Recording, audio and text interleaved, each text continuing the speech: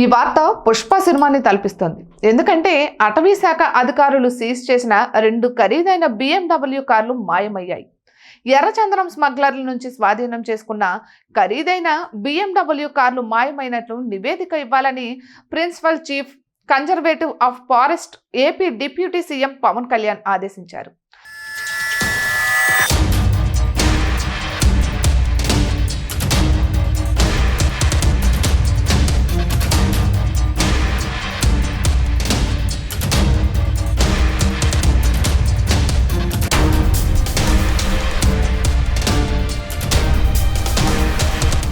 వివరాల్లోకి వెళ్తే అటవీ అధికారులు గతంలో రెడ్ సాండర్స్ స్మగ్లర్ల నుంచి 2 ఖరీదైన BMW కార్లను స్వాధీనం చేసుకున్నారు. 2017లో అందులో ఒక కారును అటవీ శాఖ ముఖ్య కార్యదర్శికి కేటాయించారు.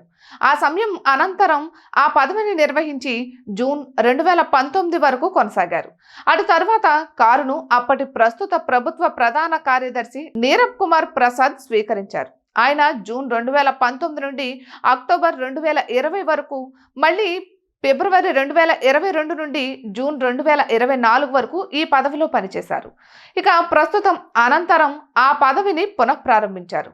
వీరిద్దరితో పాటు ఆదిత్యనాథ్ దాస్, విజయ్ కుమార్ కూడా 2017, 2024 మధ్య మిగిలిన కాలంలో ఈ స్థానాల్లో పనిచేశారు. కాగా ఈ వాహనం ఆచూకీ తెలియరాలేదు. హైదరాబాద్లోని ఒక IAS అధికారి భార్య ఈ కారును వినియోగిస్తున్నట్లు అటవీ శాఖ వర్గాలు చెబుతున్నాయి.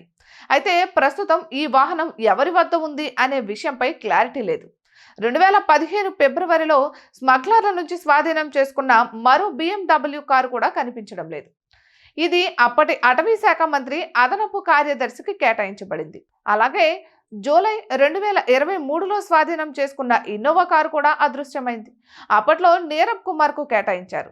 ఈ తప్పిపోయిన వాహనాలన్నింటికీ సంబంధించిన సమాచారాన్ని డిప్యూటీ సీఎం పవన్ కళ్యాణ్ కోరగా ఈ అంశంపై సమగ్ర నివేదిక సమర్పించాలని PCCFని ఆదేశించారు.